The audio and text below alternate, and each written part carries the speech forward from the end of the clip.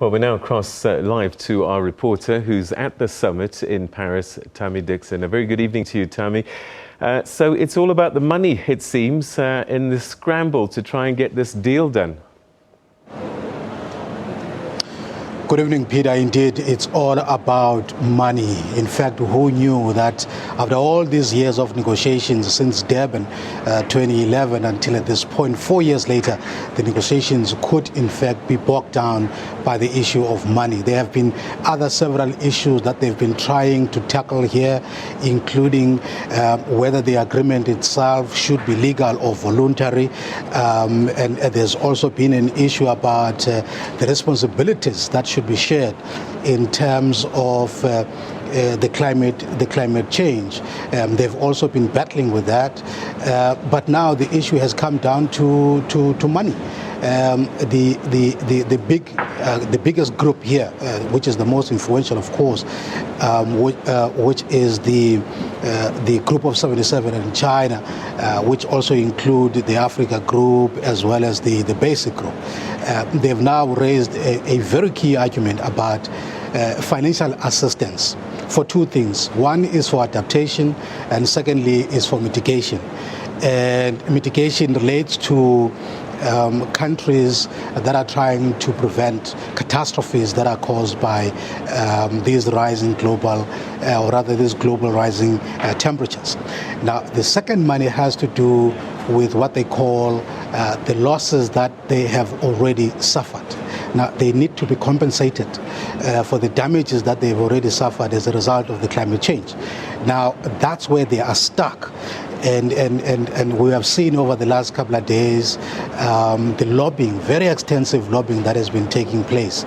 Different groups trying to move the group of 77 in China at least to compromise on the issue of finance. And there are people who are now suggesting that if this issue of finance is not being addressed before Friday, you could see two things here. One is that this entire process could collapse, or they may have to find a compromise which suggests that maybe the issue of money must be deferred to another meeting somewhere next year or any other time.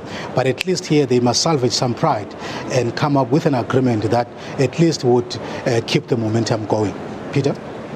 Thami, I understand that the European Union has formed an alliance with 79 African, Caribbean and Pacific countries in this final push for this agreement.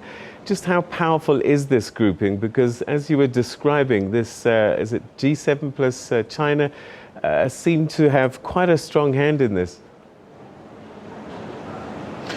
Well, the group 77 in China here is the group to beat.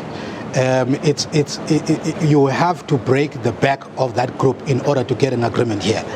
And there's a whole range of other groupings that are taking place.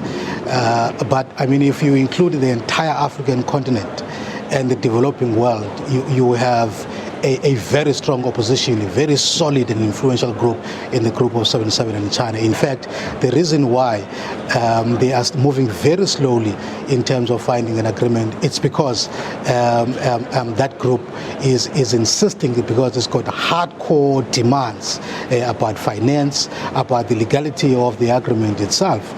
There are, of course, criticisms against this group or some countries within this group, such as South Africa, India, Brazil, and China. The criticism is that they are siding with poor countries, and yet they are not poor.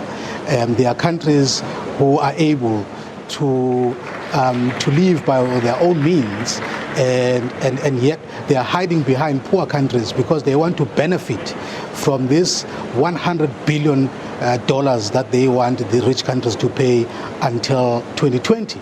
And that's a controversy that continues here as to whether the honesty of the Group 77 in China in terms of these discussions.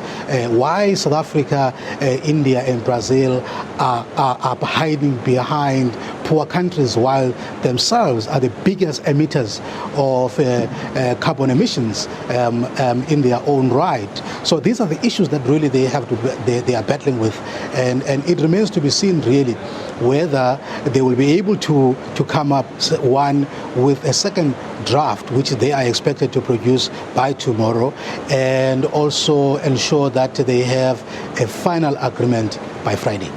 Okay, and that's where we're going to have to leave it. That was our correspondent, our reporter there, Thami Dickson, reporting live from Le Bourget in Paris, where COP21 is currently underway.